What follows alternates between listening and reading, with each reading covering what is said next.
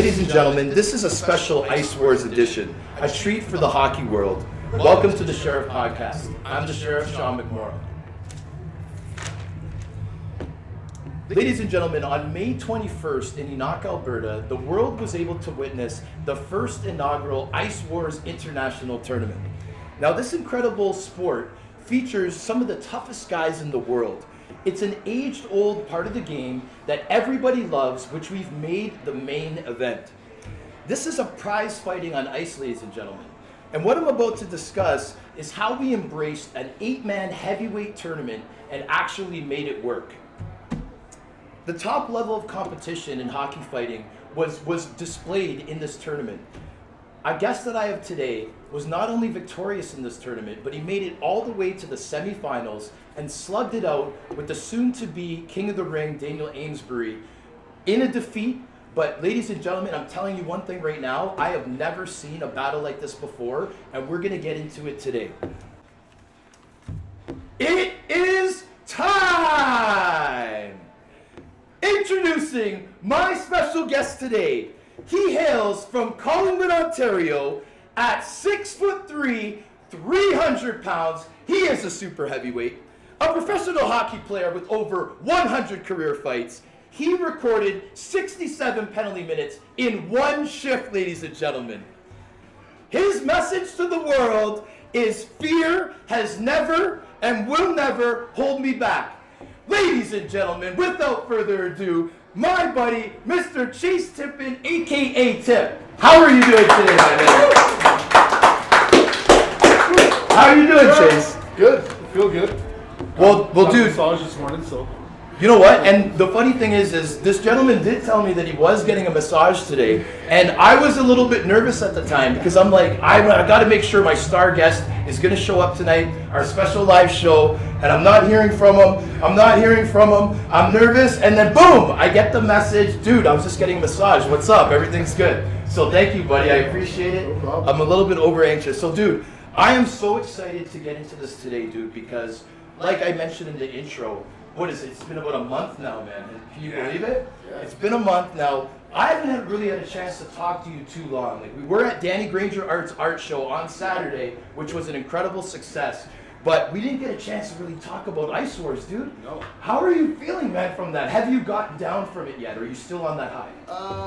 I'm still on that high. I mean, like, people are now, like, everywhere I go, everybody's asking, well, how was it? I wasn't, me and my buddy Ryan were at a bar not too long after where guys were asking me, like, oh, man, like, I saw you in this. Are you who that guy is? And I'm like, yeah, like, so it's still living up, but, I mean, eventually it's got to come down because I just can't keep answering the same question to people, so.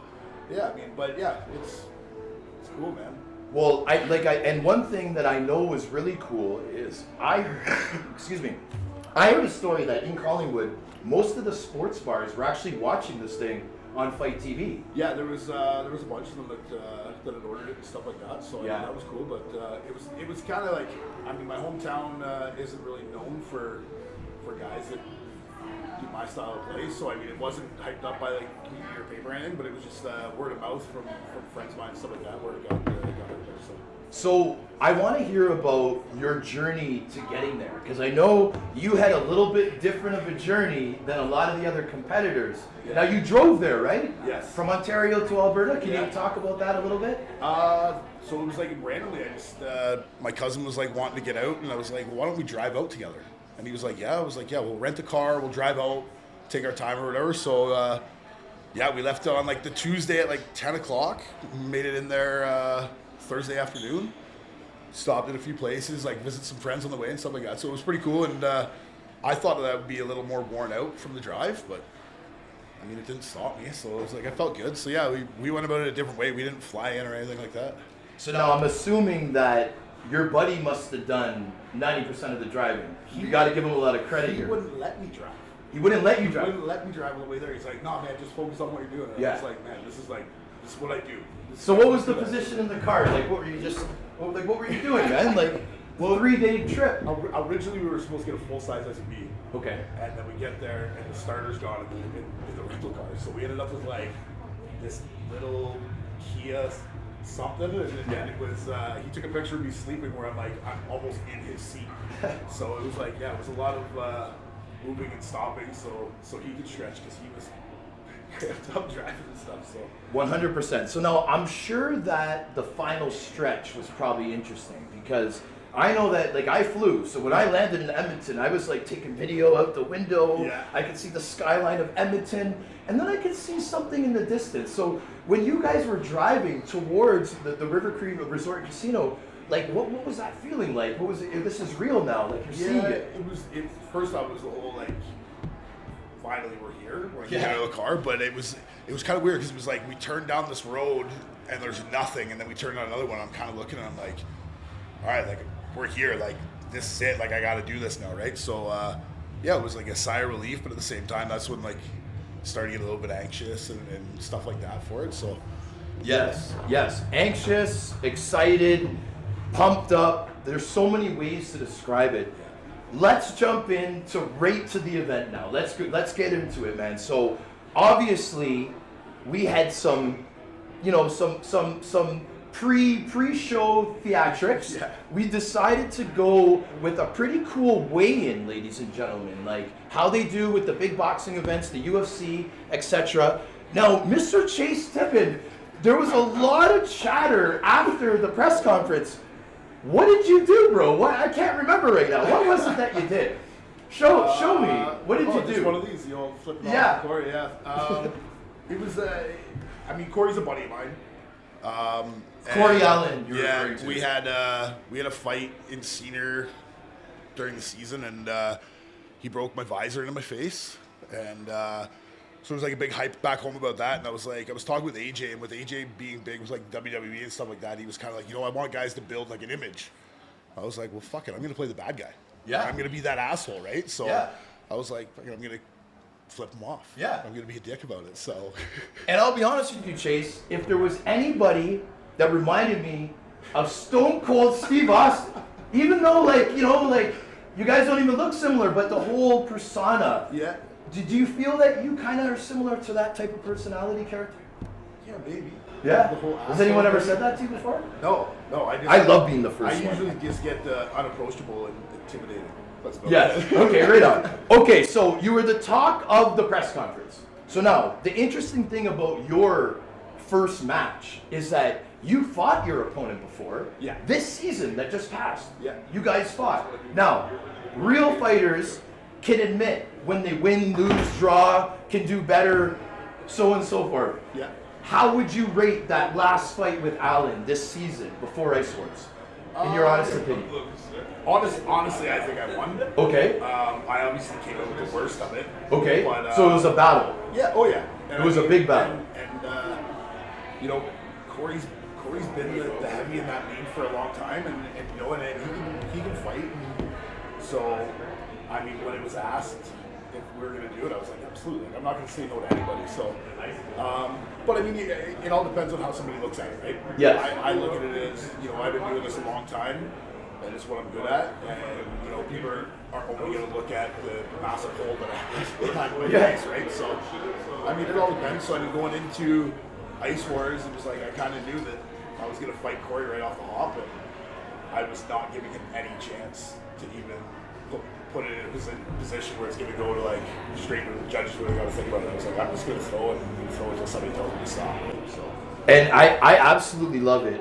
The thing that pumps me up the most is that I know that you have to have this attitude, dude, to even have a chance to win something like this. Yeah. This is an incredible competition.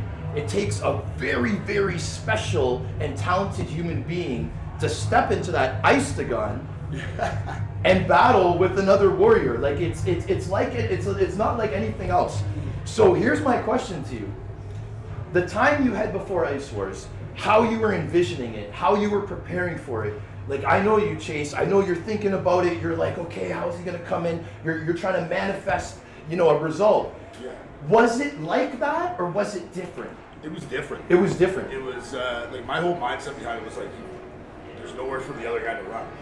Right? Okay. I mean, in a hockey fight, if a guy is in a position where he's losing or something like that, holds on you, ties you up, referee up. Well, this is a 1 minute round, so nobody's stopping me unless you're out or that bell rings, right? So it was my whole thing about training and everything like that was to train and fight for a minute straight without anybody getting in, right? So, but I'm glad I wasn't your sparring partner, man. Jeez. Woo! Okay, so now back to the fight. Leading up to the end of the fight, you're feeling good. Obviously, you're up. Tell me the feeling of when it ended. What was in your mind? It's over now. yeah, Were you victorious in your mind immediately? 100%. Okay. Yes.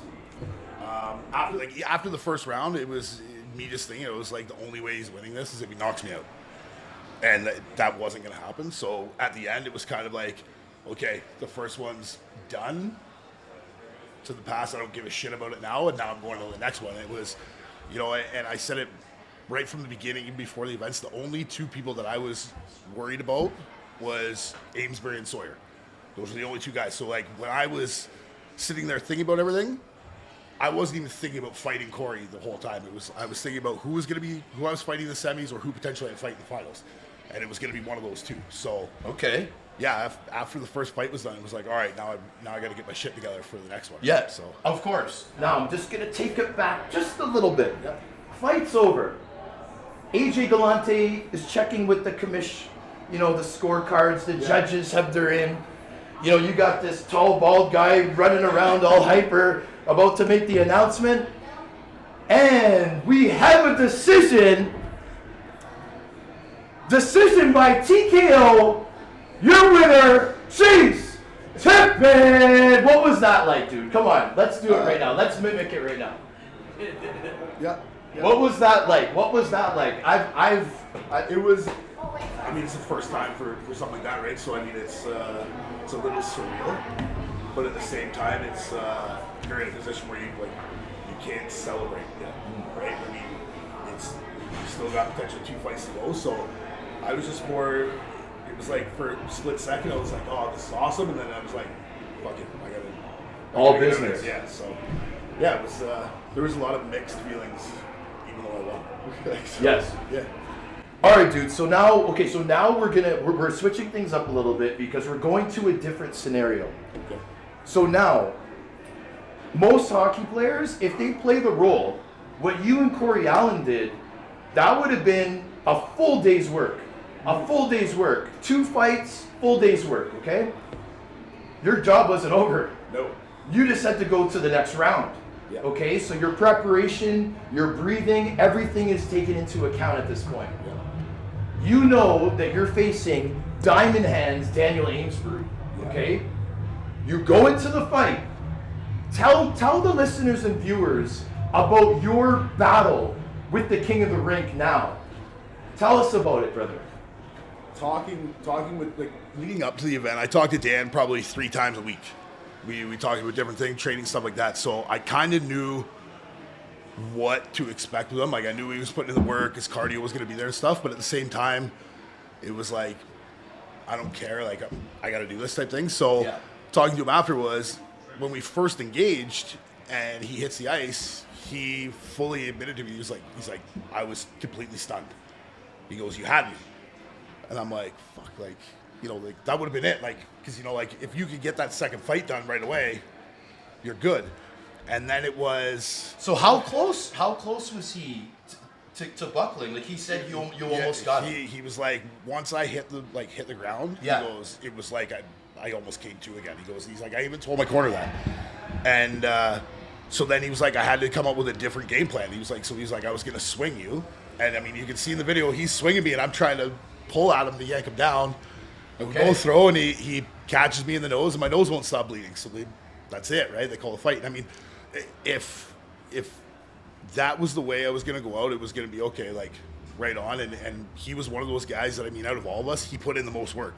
He was fully committed. So I mean, I can't be mad at it, but I mean, at the same time, I'm pretty pissed about it. So I'll give you my take on it. So I agree with you. I believe that Diamond Hands was the best prepared endurance-wise, okay? Now, I thought you guys had a hell of a fight. Me learning now that Daniel, being a real fighter, can admit, when things go up, when things are down, you almost had the guy. And that's the beautiful thing about a competition like this, is that anybody can beat anyone. we got big characters just clashing, this clash of the Titans. It's unbelievable. It was so cool to see it up front. What was even more cool was the respect that you guys had for each other. I didn't realize you guys were that close before this event, so that's really cool, man. He actually said something right after when I hugged him. It was like, I said to him, I was like, hey, I'm like, because of this, I'm like, you have to witness or you're dead to me. And he started laughing. He goes, I already did. And I was like, what do you mean? He was like, I just had to beat you.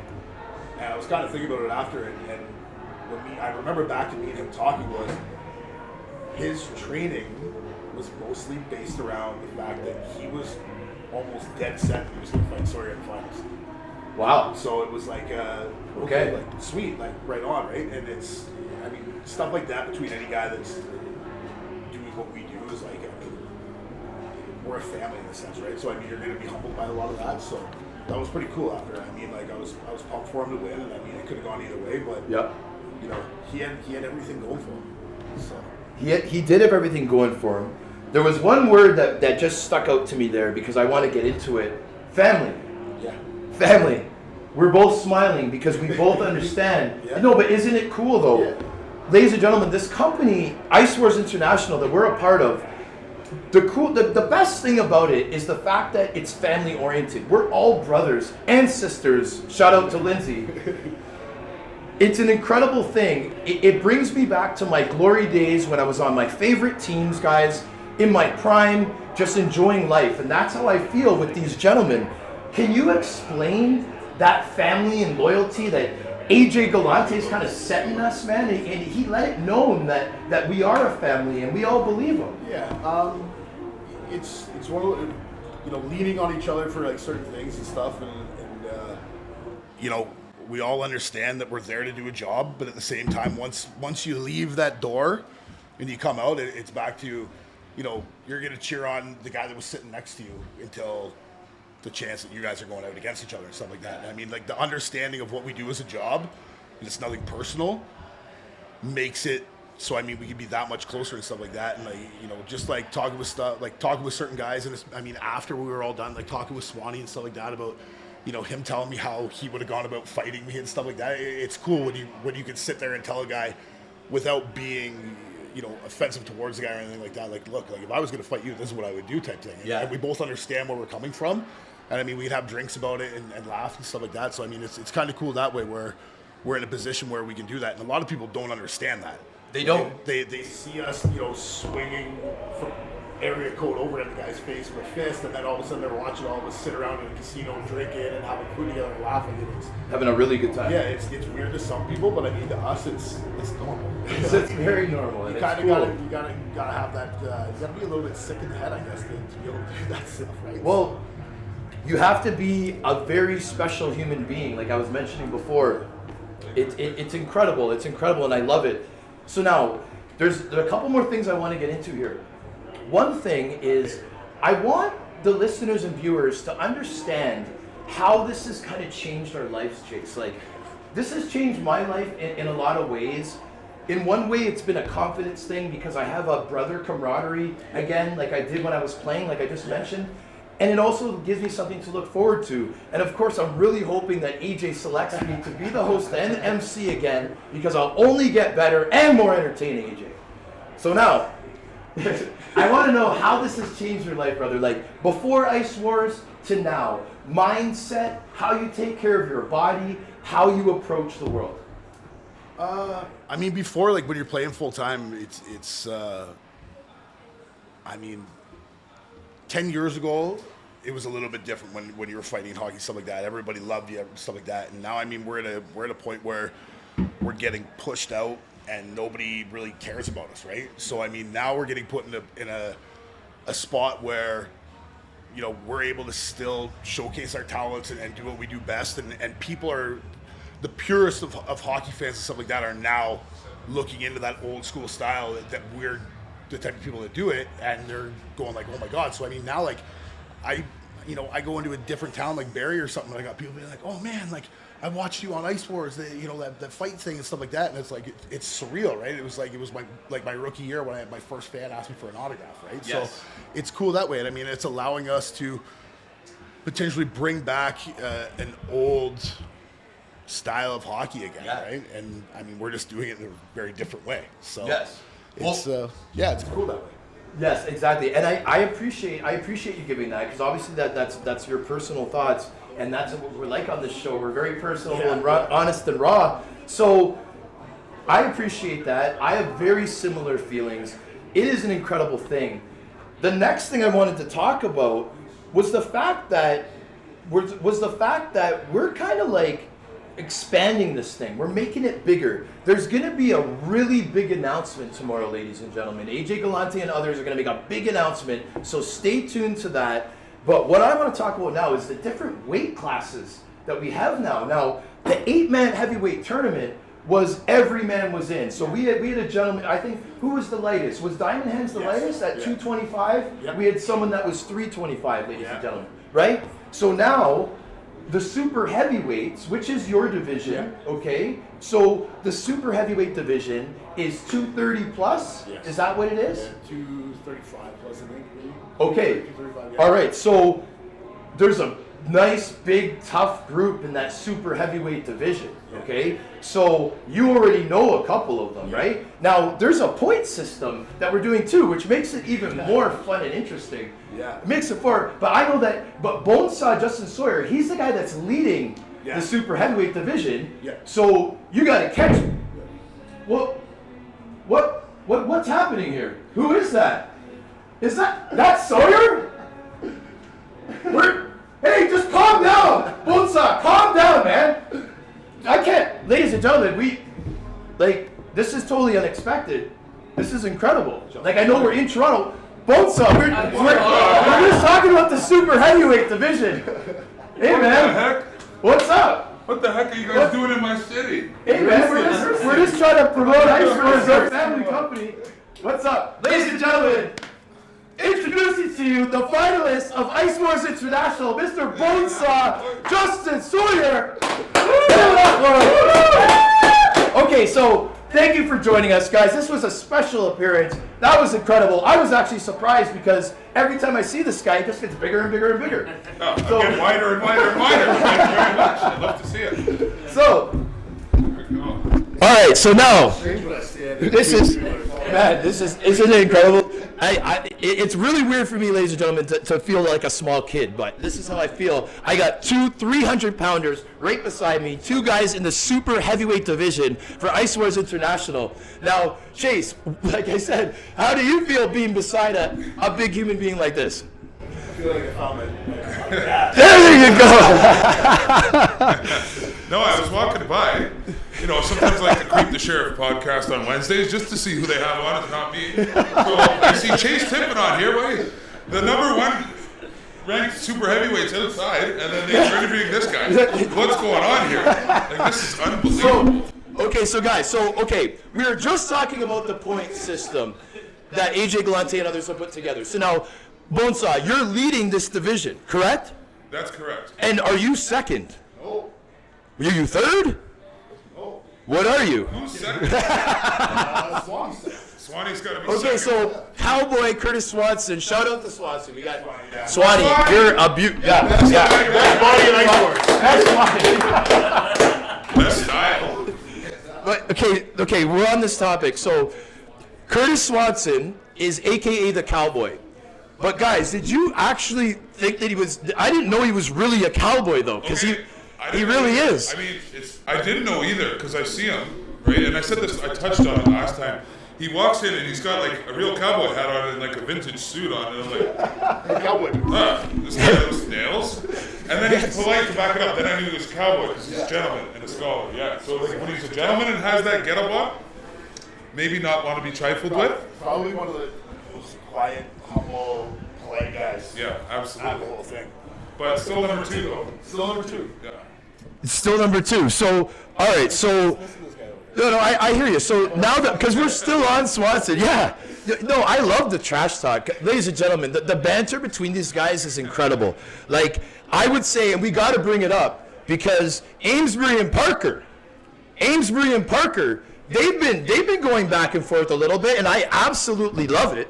I know Parker wants another shot at Amesbury. Amesbury's a very confident, cool, and collective king of the rink right now, and he's playing it pretty cool, and he's very confident, and I like his stance as well. He should. As he should. So now, guys, have you guys heard anything about who the other super heavyweights that might be coming in or anything like that? I haven't heard, but I can only imagine what kind of demons will crawl out of the woodwork for the next Ice Wars. Because I already messaged. I'm going to shout out to Garrett Klotz because he was asking. Yep. Also a beast.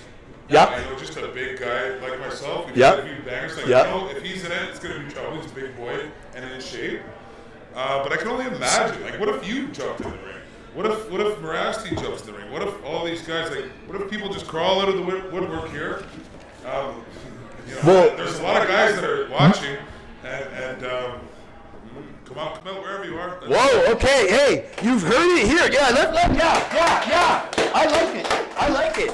We got the super heavyweight leading point getter looking right into the camera saying, bring it on. AJ, this is incredible. I mean, okay. bring it on because it's, we're back. So come out, the boys are back. There's going to be a big announcement, once again, announced very, very soon. I just wish I could announce it, but it will be announced. It's going to be very exciting stuff. So, guys, we're almost done here, but before we're done, I need you guys to talk about if you guys were to face off against each other in the next Ice Wars, how would you guys prepare for each other, being the sizes and heights that you are? Chase, I got to go to you first, buddy. Jameson's and knocking him out. Can you repeat that again, Chase? Drinking Jameson's and knocking him out. Bonesaw, how would you prepare for Mr. Chase Tippin? My last quote got misinterpreted. It said I've never been knocked down. I've never been knocked out. So that's what I was saying. I need to have a training camp. If I have a training camp, I can't really see anyone on skates beating me at Ice Wars. If I have a real 3-month training camp, so that's how I would prepare. I'm going to touch on this too. Me and Sawyer talked about this before too. How many guys that went into it had the same amount of training as other guys? True. And I did a month. Sawyer did 3 days. So.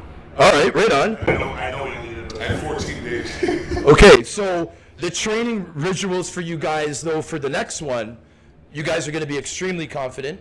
You guys already have the experience. You know what to expect, and it's all about execution at this point. Yeah, I'm just talking to. I've interviewed a boxing coach down at the 13th round Fight for Life in Toronto. So his name's Manny and Marvin, and he Right helps on. underprivileged youths, and he has a great gym down in the West End there. Right on. So we're scouting out gyms.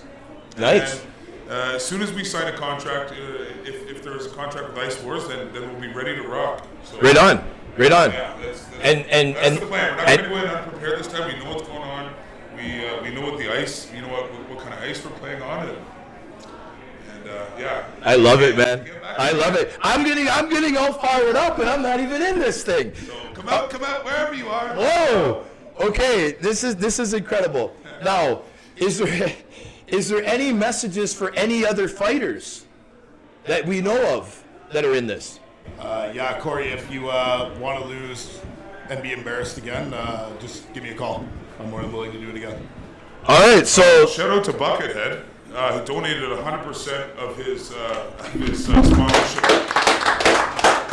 I saw on Instagram a $15,000 check. Yo, respect, brother.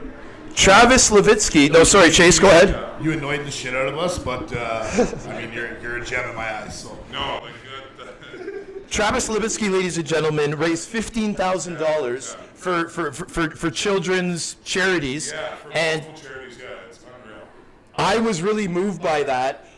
There's a list of things that we were going to kind of say towards the end, but let's say it right now. So, Travis, that's an incredible job, brother. I know Ice Wars is really, really proud of you, buddy. We're all loving that you did this, and let's get some hints here, guys. Like, I think we all could probably do something similar to that. We have this opportunity. We have this platform. People want to support. So it's an incredible thing. Congratulations, Travis. We're all going to try to follow in your footsteps, my man. So, guys, this was an absolute blast. I almost had a heart attack when you were banging on that window. So did I when you guys had Tip. You were interviewing Tip. Chase Tippin, I got to say one thing, dude. some people have presences, right? A big presence. Brother, you're the biggest presence I think I've ever witnessed. I got to thank you for coming on, my man. Please don't break my hand. Thank you very much. Well, my wrist is dislocated. Bone saw. Please, man, just relax. Okay, calm down. You guys are good, right? You guys are good? All right, so. Wait. Ladies and gentlemen, you're witnessing this. It's 2-on-1. All right, so guys. This is just the fun that we have all the time with Ice Wars, guys. It is absolutely incredible. I want to thank everybody for coming out tonight. We have a rocking crowd here tonight. You know, David Silverstone is in the house again with his 2 children, and it's unbelievable. Shout out to my boy Ryan McPherson for getting me down here. Yes, Ryan McPherson. That's it. So, guys, I just want to wrap this up. And again, I appreciate everybody coming out.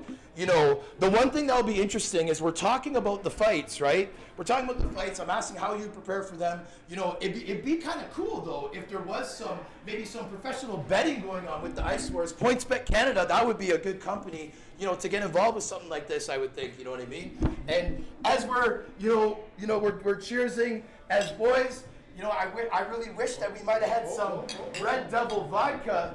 Just like this, but this will do it for now. How'd you get vodka? All right, so guys, we're gonna sign off now. Thanks for tuning in.